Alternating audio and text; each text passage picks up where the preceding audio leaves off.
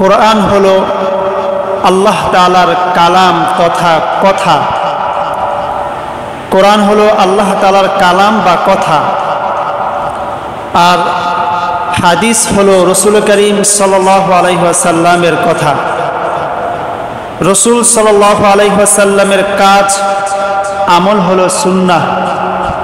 এগুলো হলো এই কোরআন, হাদিস, সুন্নাহ ইসলামী শরীয়তের ভিত্তি এবং দলিল, পাশাপাশি সাহাবায়ে কেরামের আমল এবং সুন্নাহ।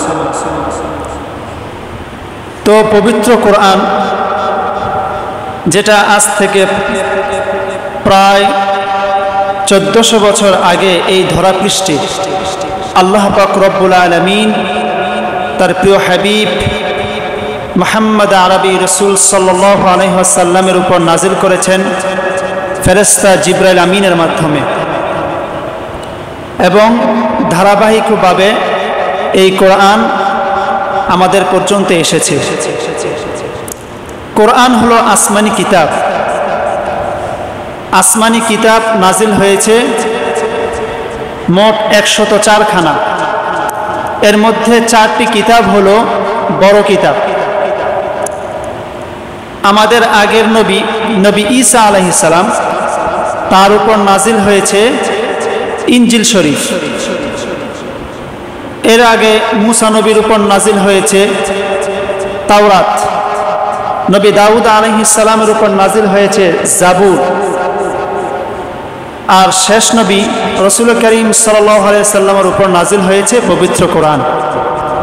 তাহলে কোরআন, তাওরাত, জাবুর এবং ইনজিল শরীফ, এই 4টি কিতাব হলো বড় কিতাব আসমানি কিতাবের মধ্যে। বাকি আরও 100 ওজিফা আছে যেগুলো ছোট আকারে নাজিল হয়েছে। তো এই 4টি কিতাব যা আছে বড় কিতাব, এর মধ্যে 3টি কিতাব কোরআন ছাড়া বাকি 3 কিতাবের মধ্যে বিকৃতি সাধন হয়েছে, পরিবর্ধন হয়েছে। শুধু একমাত্র এই পবিত্র কোরআন, যেটা আজ পর্যন্ত কোনো ধরনের একটা সূরা অথবা একটা আয়াত, এমনকি একটা অক্ষর পর্যন্ত বিকৃতি হয় নাই, পরিবর্তন হয় নাই। কথা বলেন ঠিক কিনা? 1400 বছর আগে যেমনভাবে নাজিল হয়েছিল তেমনই আছে।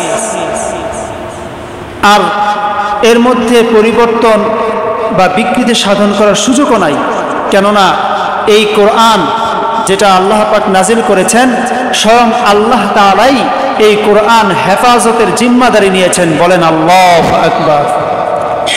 আল্লাহ তাআলা বলেন, ইন্না নাহনু নাযালনায যিকরা ওয়া ইন্না লাহু লাহাফিজুন। আল্লাহ তাআলা বলতেছেন, নিশ্চয়ই এই কোরআন আমি তোমাদের উপর নাজিল করেছি এবং এই কোরআন হেফাজতের দায়িত্ব, জিম্মাদারি আমি আল্লাহ তাআলার হাতে নিলাম। বলেন সুবহানাল্লাহ।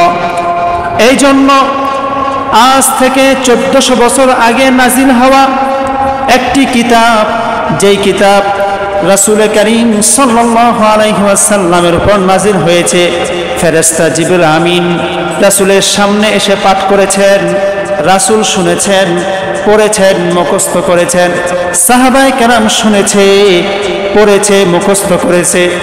এরপরে ধারাবাহিকভাবে এইভাবে পড়ে শুনে মুখস্থ করে এই পর্যন্ত চলে এসেছে। ধারাবাহিকভাবে সাহাবী হযরত উসমান রাদিয়াল্লাহু তাআলা আনহু, এটাকে সাহাবায়ে কেরাম খণ্ড খণ্ড আকারে, কেউ পাতার মধ্যে, কেউ পাথরের মধ্যে, কেউ গাছে, এইভাবে লিখে রেখেছিল একটি আয়াত, একটি সূরা, খণ্ড খণ্ডভাবে সেগুলোকে একত্রিত করেছেন সাহাবী হযরত উসমান রাদিয়াল্লাহু তাআলা আনহু। এরপরে আস্তে আস্তে ছাপানো হয় বা একটি কিতাব আকারে, বান্ডিল আকারে আমাদের সামনে আসে। কেন বললাম? আমাদের সামনে যত কিতাব আছে সবগুলোই তো বান্ডিল আকারে আছে। কোনো কিতাব শুধু মুখস্থ নাই, সব কিতাবই বান্ডিল আকারে আছে। এর মধ্যে থেকে কিছু কিতাব মুখস্থ আছে পূর্ণাঙ্গ বা অর্ধেক বা কিছু অংশ, অথবা কোনো কিতাব মুখস্থই নাই, শুধু দেখে দেখে পাঠ করে।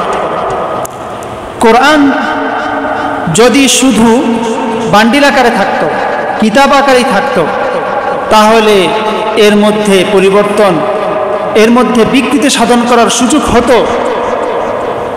অথবা কোরআন যদি মুখস্থ না করা হতো, তাহলে অবশ্যই এর মধ্যে পরিবর্তন হতো।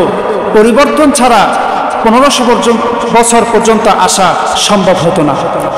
কেননা কোরআন ছাড়া যত কিতাব আছে পৃথিবীতে, সব কিতাবই এদিক সেদিক করা হয়, কোনোটা পরিবর্তন করা হয়, কোনোটা সংস্কার করা হয়, প্রথম সংস্করণ, দ্বিতীয় সংস্করণ, এভাবে ষষ্ঠ সংস্করণ, দশম সংস্কার পর্যন্ত হয় কিতাব। কিন্তু